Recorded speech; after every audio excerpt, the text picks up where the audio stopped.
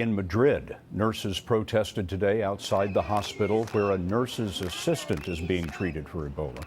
She's the first person to contract the virus outside West Africa. They're demanding better protection against the disease.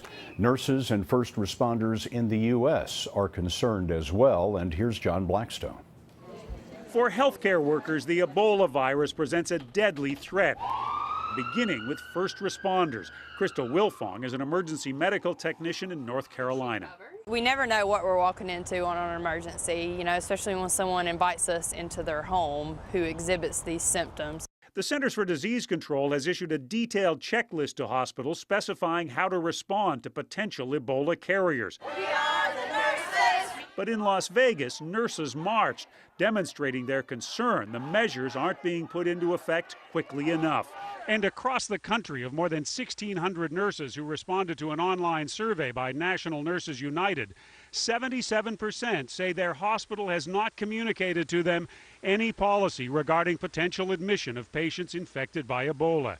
Katie Romer has worked as a nurse in California for 20 years. We want to make sure that we have the correct equipment, right, the protective equipment to protect both our patients and ourselves. Do you have hazmat suits available to you now? Not that I know of.